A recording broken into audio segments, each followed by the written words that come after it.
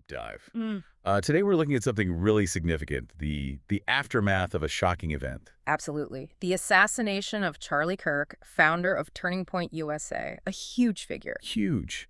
And what often happens right after something like this is you get these, well, these powerful stories, sometimes conflicting ones, that start shaping how everyone sees it. Exactly. And that's our focus today. Specifically, the claims flying around, particularly from Candace Owens, and then the pushback, the pretty sharp responses from people who are, really close to Kirk. Right. So what sources are we actually working with here to guide us through this? Well, we've got quite a mix. There are direct statements from Kirk's pastor, Rob McCoy, who also called himself a close friend. We also have very explicit denials from Andrew Kolvet, Kirk's executive producer, Yeah. and denials from others implicated, like Bill Ackman. And then, of course, we have Candace Owens' own words, what she said on her show, posts on social media, that kind of thing. Got it. So our mission then is to really unpack all of that for you. We want to lay out the key details from everyone's perspective, show you where the stories align, and, maybe more importantly, where they really diverge. So you can get a clear picture of the debate itself. Exactly. Okay, let's dive in. We should probably start with Candace Owens, because her statements really seem to kick off a lot of this speculation.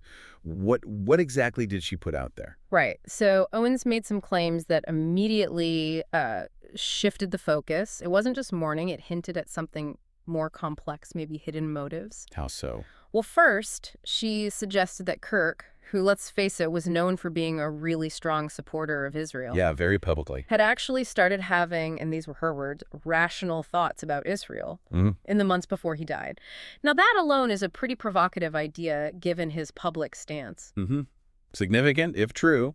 And then she made a very direct accusation involving the billionaire activist Bill Ackman. She said on her show, let me get the quote right, Bill Ackman was very upset and threats were made. That is what I'm told. Okay, threats were made. That's a strong claim. Very strong. And she added, and I will tell you that I am very happy for Bill Ackman to dispute this narrative. So she's putting it out there, almost daring a denial. Interesting. So she's hinting at a change in Kirk's views and alleging direct threats. It paints a picture of, maybe, pressure. Exactly. It immediately introduces this element of potential conspiracy, hidden pressures, things happening behind the scenes, and it forces you to ask, well, what's the basis for saying this? Where's this information coming from? Okay, so that's Owens' initial salvo, setting the speculative tone. But as you said, there was pushback, and it came from someone very close to Kirk, his pastor Rob McCoy. His response had a very different feel, didn't it?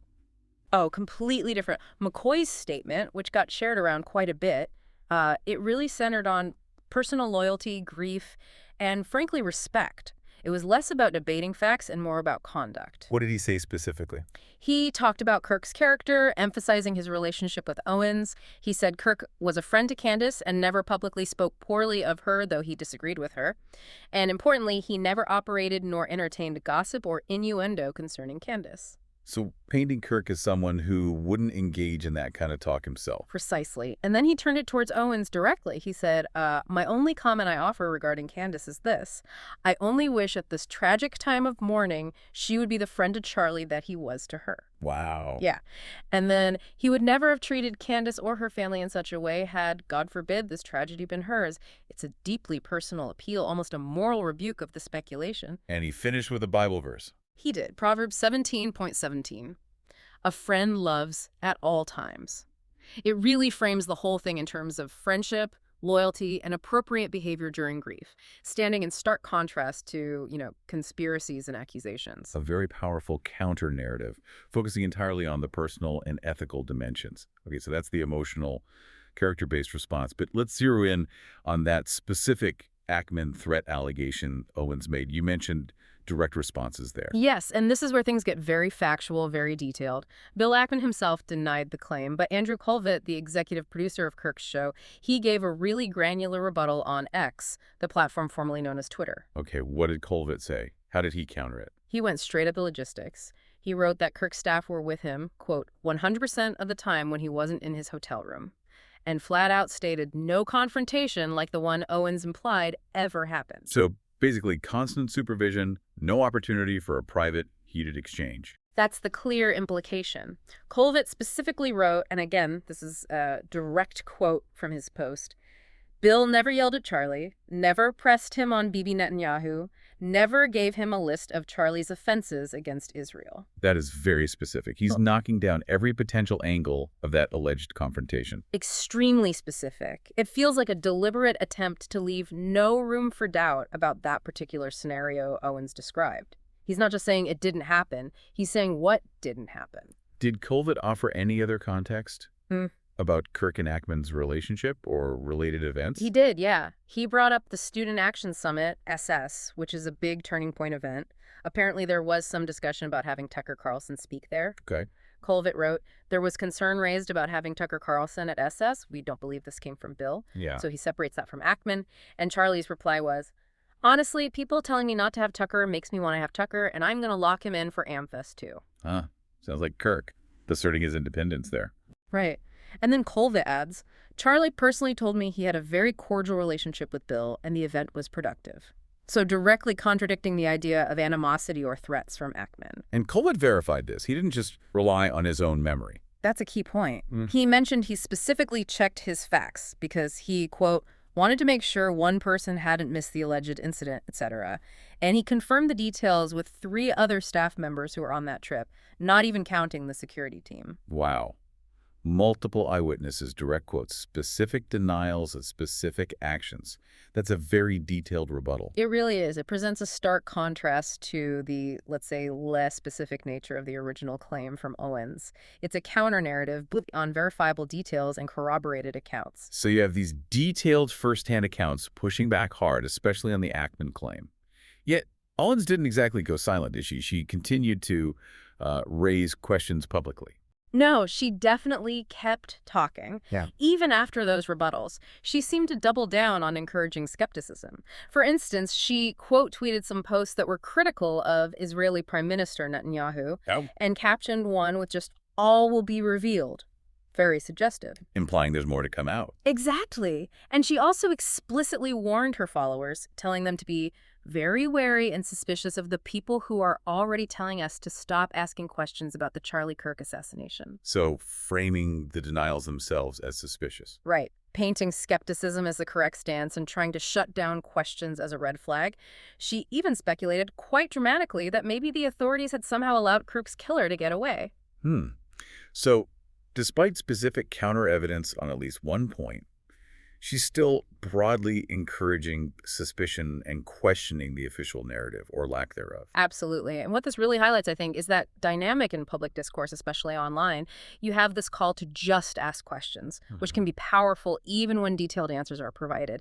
It taps into distrust. It certainly shows the challenge, doesn't it? Trying to sort through legitimate questions versus, well, maybe unfounded speculation, especially when things are so politically charged and emotional. Definitely. It's a really tough needle to thread. So when we step back and look at this whole exchange, this deep dive, what does it really show us? It seems like a textbook case of how a tragedy becomes this focal point for totally different stories. I think that's right. You see these diverging narratives crystallize almost instantly.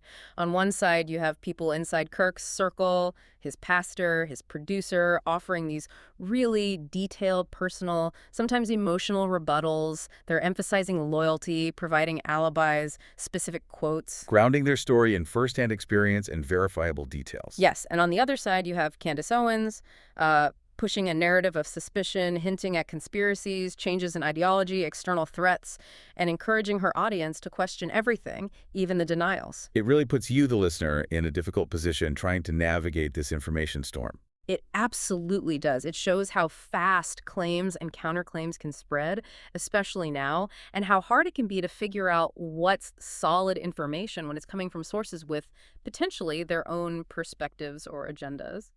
And you see the tactics, right? The importance of specific, rapid rebuttal versus the enduring power of just sowing doubt. It's a real lesson in critical thinking, isn't it? Evaluating not just the claim, but the source, the evidence presented, the potential motivations. Couldn't have said it better. You really have to weigh the specificity of Kolvet's account, for example, against the perhaps more speculative nature of some of Owens's continued questions. Okay, so just to recap for everyone listening, we've looked at Candace Owens's initial claims following Charlie Kirk's assassination, particularly the idea that his views on Israel were changing, and the specific allegation of threats from Bill Ackman. And then we examine the strong counter-arguments, Rob McCoy, Kirk's pastor, focused on friendship, loyalty, and grief. Andrew Kolvet, the executive producer, offered that very detailed, witness-corroborated denial of the Ackman confrontation. Highlighting specific details, timelines, and direct quotes from Kirk himself. Right. And despite that, Owens continued to encourage public skepticism and questioning. So it leaves us with this final thought, something for you to consider. In our current media landscape, where information and accusations travel instantly, what does this specific back and forth around Charlie Kirk's death reveal about how public truth gets constructed, or maybe deconstructed?